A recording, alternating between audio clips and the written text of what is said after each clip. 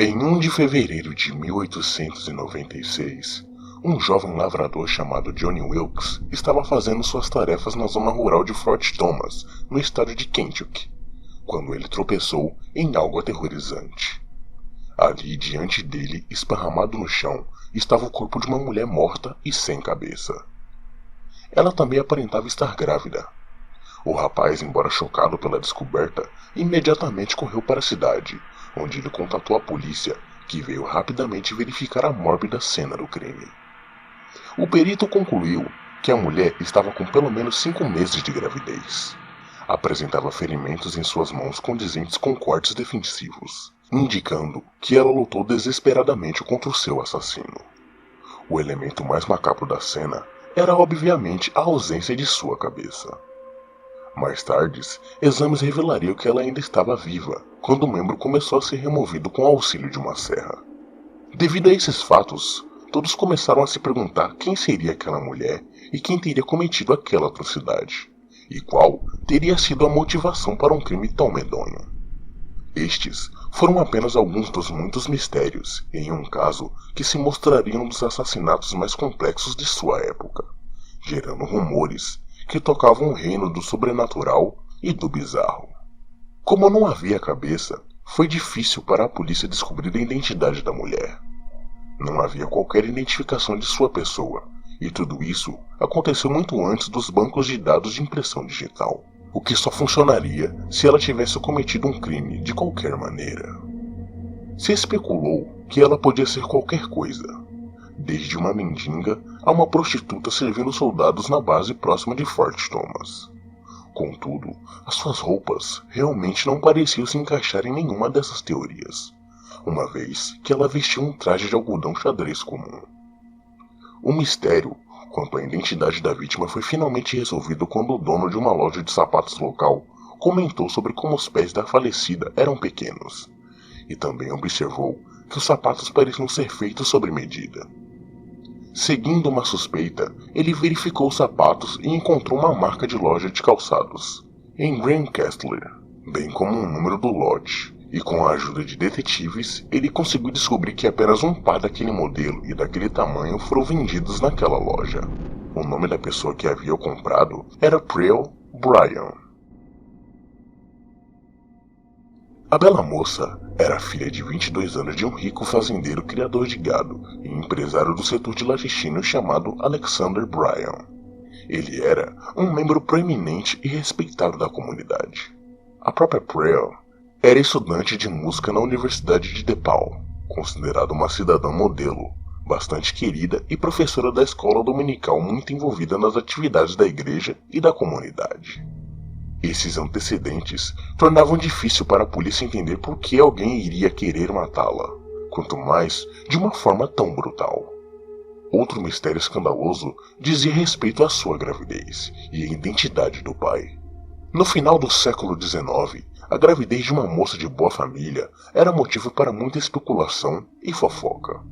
As amigas mais próximas da vítima alegavam que ela não tinha namorado fixo, mas logo foi averiguado que ela havia sido vista passando um bom tempo na companhia de um estudante de odontologia chamado Scott Jackson. Com esta sendo uma das únicas pistas de qualquer tipo que os investigadores tiveram, eles abordaram Scott para um interrogatório, e foi aí que a história ficou ainda mais confusa. Scott foi imediatamente considerado um entrevistado astuto e não muito confiável. A princípio, ele negou que conhecesse a vítima, antes de mudar sua versão para que a conhecia apenas de vista. Então, ele finalmente admitiu que a conhecia e que, inclusive, a ajudaria a organizar uma viagem para Cincinnati para realizar o aborto de um filho indesejado. O pai, segundo ele, era um sujeito chamado Will Wood. Curiosamente, quando Will foi abordado para o interrogatório, ele negou qualquer envolvimento com a falecida, alegando que de fato era Scott o pai da criança, e que ele mesmo nunca havia tido um relacionamento sexual com a moça.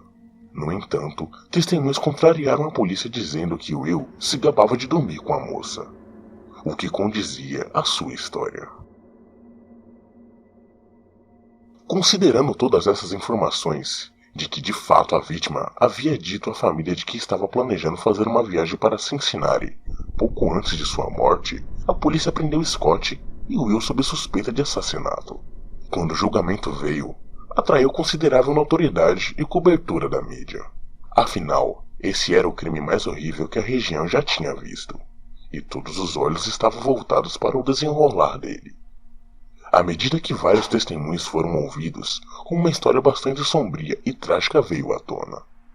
Descobriu-se que, de fato, tanto Scott quanto Will tiveram encontros íntimos com a moça, e quando ela engravidou, eles a ajudaram a tentar todo tipo de mistura destinadas a forçar o aborto.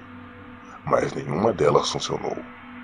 Na época, a moça se convenceu de que o bebê era de Scott, e portanto, não conseguindo um aborto induzido, ela o pediu em casamento.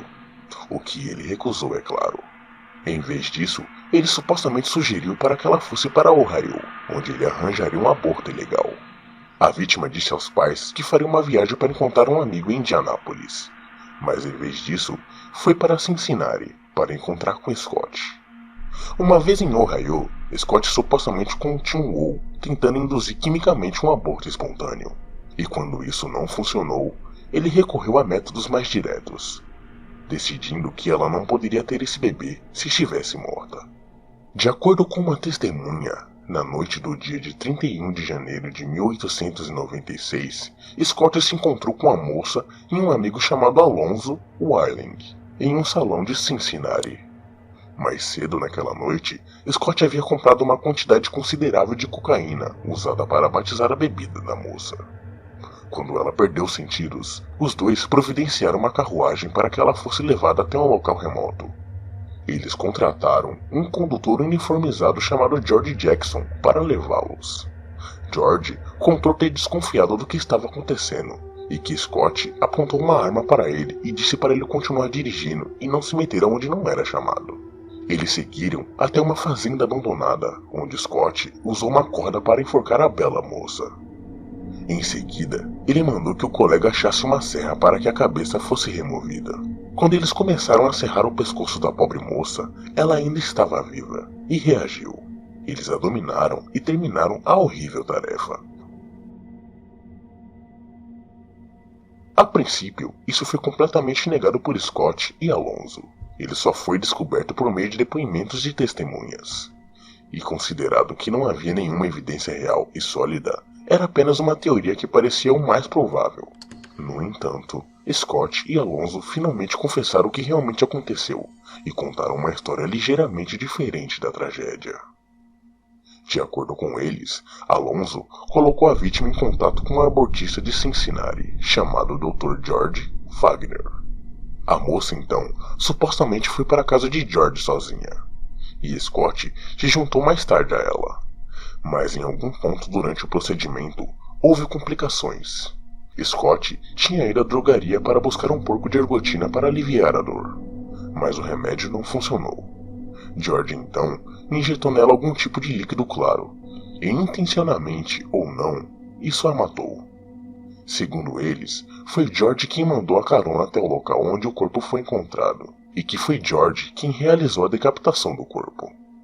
Havia algumas evidências colaborando com essa versão dos eventos, já que o farmacêutico tinha uma receita do remédio buscado por Scott na noite em questão. A essa altura, George parecia uma testemunha-chave no caso, mas ele não pôde oferecer depoimento, porque estranhamente ele foi internado em um asilo de loucos, por razões não relacionadas ao caso. Supostamente, o Dr. George era uma pessoa complexa, sobre a qual pesava acusações bizarras, entre as quais o interesse doentio pelo ocultismo. Alguns o tinham como um sujeito deveras excêntrico, que segundo ele afirmava aos amigos ter feito pacto com o demônio e que havia conquistado o segredo da imortalidade, estudando velhos livros de magia negra. A verdade continua sendo um mistério que dura até os dias de hoje. A questão do que havia acontecido com a cabeça da moça se transformou em outro mistério, já que ninguém conseguiu obter uma resposta direta de nenhum dos acusados. Eles alternadamente disseram às autoridades que a cabeça havia sido jogada no rio Ohio, em um banco de areia em Dalton, Kentucky, ou atirada em um reservatório de água em Covington, ou ainda no canal entre Miami e Erie. Todos esses lugares foram vasculhados, mas ninguém encontrou qualquer evidência da cabeça. Várias testemunhas afirmariam ter visto Scott carregando uma mala e que supostamente havia algo rolando dentro dela. A mala foi realmente localizada e descobriu-se que tinha manchas de sangue e cabelo, provando que ela havia segurado a cabeça da vítima em algum ponto. Mas isso não oferecia solução para onde ela foi deixada. Uma ideia era que Scott havia levado ela para sua escola de odontologia e cremado num forno do porão, a qual ele tinha acesso. Outra teoria é que eles haviam descartado a cabeça em um poço ou no esgoto. A polícia procurou em todos os lugares, no rio, o reservatório e o canal, verificando os esgotos e até mesmo o crematório da escola de odontologia, e fazendo um uso extensivo de cães farejadores. Mas embora alguns fragmentos de roupas ensanguentados tenham sido encontrados, a cabeça da moça nunca foi encontrada. Com cabeça ou sem cabeça, com confissão ou não, Scott e Alonzo foram considerados culpados de assassinatos e condenados à morte por enforcamento, levando o segredo para o túmulo, com eles proclamando sua inocência até a caminhada final para o palanque para ser enforcado. De fato, a última frase registrada de Scott foi "Eu morro inocente", acusado de algo que jamais teria coragem de fazer. Nos anos que seguiram ao caso, todos os tipos de rumores obscuros gravitariam em torno dele. Uma das hipóteses era que os dois homens seriam membros de um estranho culto de satanistas, fundado em 1895, e que agiriam no submundo. Os dois teriam convencido a moça a participar de seu cabal secreto, e a teriam engravidado durante um ritual de adoração demoníaca. O grupo pretendia usar o bebê em um sacrifício logo que ele nascesse, mas a moça teria se arrependido e se negou a entregar seu bebê não nascido a esse horrível destino. A moça supostamente teria sido morta como punição por sua desistência no plano. Quando a cabeça da moça desapareceu sem deixar vestígios, alguns levaram a hipótese de que ela poderia ter sido ofertada ao demônio, que a levou como um tributo para o inferno. Para tornar a história ainda mais bizarra, havia rumores de que o Dr. George, o médico acusado de participar do crime, realmente fazia parte de uma sociedade secreta envolvida com feitiçaria e magia negra. George teria introduzido Scott e Alonzo no culto, batizando-os com nomes diabólicos e fazendo com que eles se tornassem servos de Satã. Os dois teriam sido incumbidos de encontrar uma moça disposta a oferecer o seu rebento às trevas. Para confirmar ainda mais essa teoria, à primeira vista absurda, alguns mencionaram a vasta coleção de livros e artefatos de feitiçaria que teriam sido achados na biblioteca do Dr. George. Também se comentou que o médico excêntrico possuía em sua casa uma estranha coleção de crânios humanos. A prisão dele em um manicômio também chamava a atenção, visto que testemunhas teriam dito que George se gabava de ser um discípulo do demônio. George morreu em 1945, com quase 90 anos de idade. Ele jamais recebeu permissão para deixar o manicômio, e até o fim de sua vida terrena, ele se apresentava como demonologista. No manicômio, os enfermeiros costumavam chamá-lo de velho feiticeiro. Outro elemento estranho no caso é que Scott e Alonzo supostamente teriam amaldiçoado a cidade e ameaçado a voltar como fantasmas, se caso fossem executados na forca. Um guarda que participou da execução teria revelado essa história e contado ainda que 3 de seus colegas que agiram como seus executores sofreram mortes estranhas. E finalmente, resta apenas um detalhe adicional de gelar o sangue, que dá mais um toque macabro a essa história. Em 1948, circulou um rumor que um crânio teria sido encontrado no fundo de um poço de água na fazenda onde supostamente teria ocorrido o crime. Muitos comentavam que o lugar era assombrado, e que um fantasma pertencente a uma mulher sem cabeça era visto frequentemente perambulando pelos arredores. Ninguém sabe ao certo se a descoberta de fato ocorreu ou não, mas circularam rumores de que círculos dedicados ao ocultismo de Chicago teriam adquirido tanto o crânio da moça quanto a serra usada para separá-la de seu corpo. Os 2 objetos, segundo boatos, estavam imbuídos de energia mística e poderiam ser usados em rituais, já que eles haviam sido utilizados num ritual de magia negra. Existem muitos mistérios nessa estranha história de morte e crime, e é provável que jamais saibamos ao certo o que realmente aconteceu com a filha de Alexander Bryan.